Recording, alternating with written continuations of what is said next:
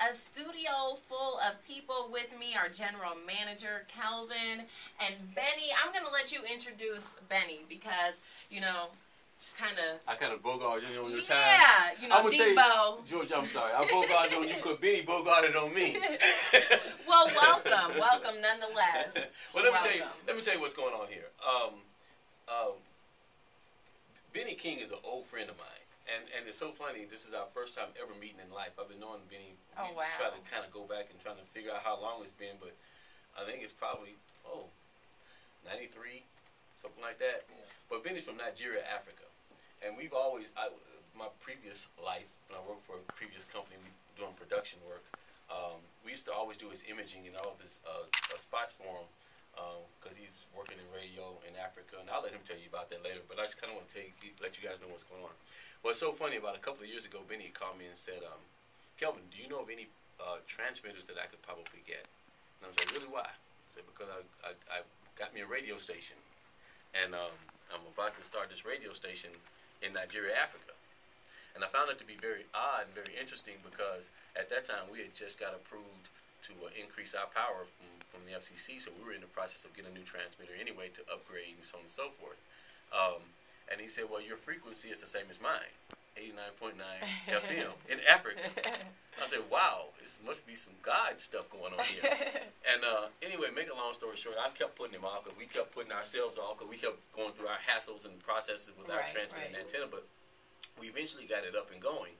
And so I called Benny and say, "Look, you know, just come on over because we're about ready to do this donation. Because really, what KMOJ, you know, as our mission, everybody knows what we're trying to do. We thought it would be real cool and real beneficial for our organization to keep or help develop and start and keep a radio station going on in Africa." So I'd call Benny, and all of a sudden, boom, he shows up. I wish I had money like that. But he changed his mind. Yeah, before I changed my mind.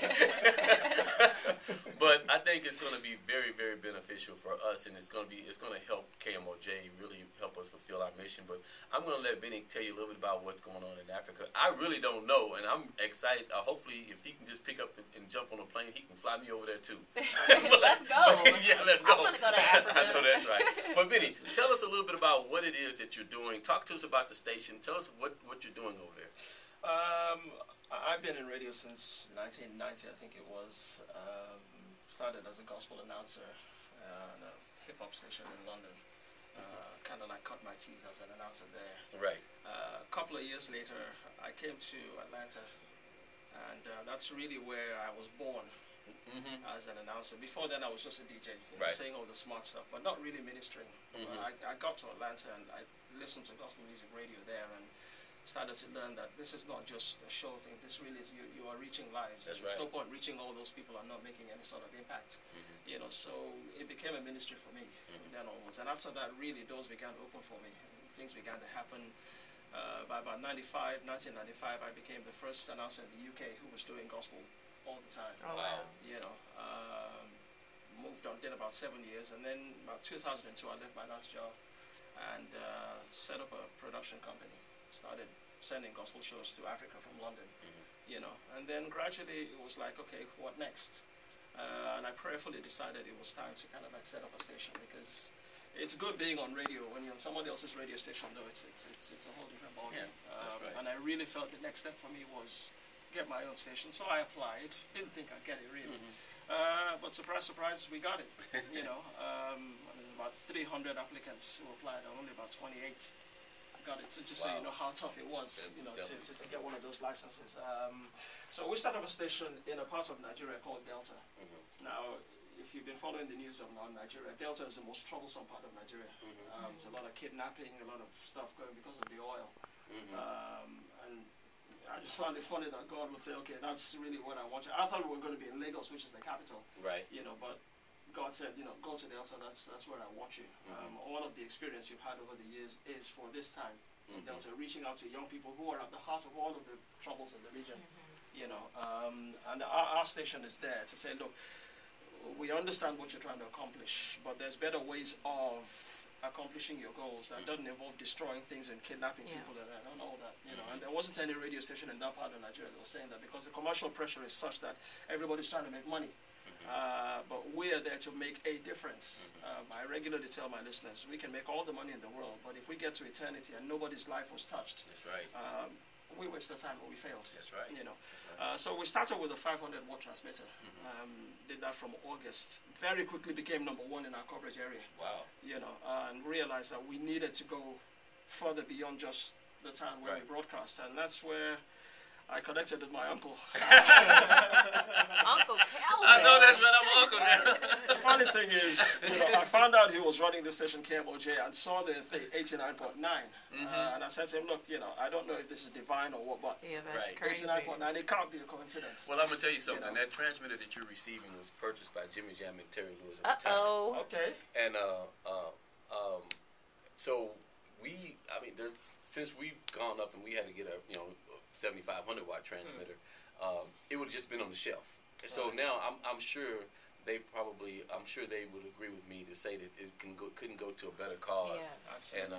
And I really appreciate them for helping us out at the time of need, when KMOJ needed a transmitter, and now hopefully with God's help we're all, Jimmy Jam, Terry Lewis, and KMOJ is able to help you guys reach some lives over in Africa. Man, I'm just excited about it. Yeah.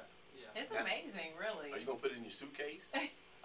No, actually, I'm going to let Dave. FedEx take it back for us. FedEx. You know, they'll have to. I was hoping to fly back with it, but apparently it's No, too it's big, kinda you heavy. know, so it's too heavy. So Now I've gotten Georgia and Patrick want to go over there with you to help you, I guess, carry it.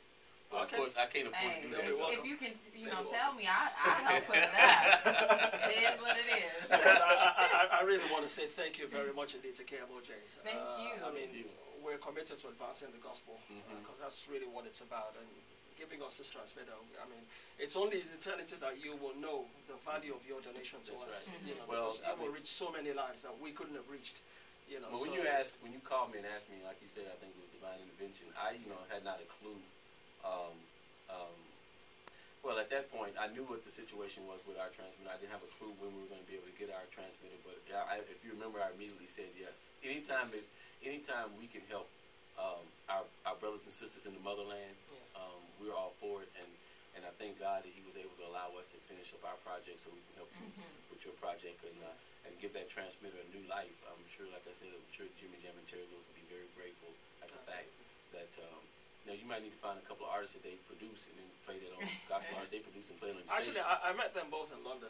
Did you? Yeah, they came over with the Sounds of Blackness. Oh, okay. Many years ago. So Okay, we okay. kind of met. They did some, hi, this is Jimmy Jam, Terry Lewis and all that. So There's some drops, but those some good brothers, man, and they helped this station get to another level. So we really appreciate it. And I know that they echo our remarks. And next time, man, let me know you coming. You came on a Saturday and didn't tell me. All You got my cell spontaneous. number. When you was calling me about that transmitter, you called every day. no, it was kind of a last minute thing. I understand. I didn't know till Friday that I was coming. I just bought the ticket in the morning floor that night. So I wish I had it like was that. kind of If I a- knew you was coming, I'd have baked the cake. What? There she go. I'll wait for it, no problem. Pineapple was upside down.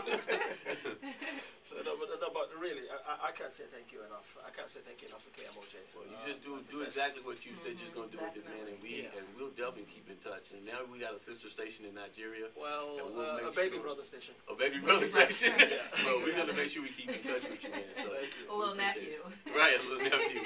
Yeah, thank you for coming, man. We're gonna hang out, I guess, for a minute till you fly back. I Absolutely. might jump in your suitcase.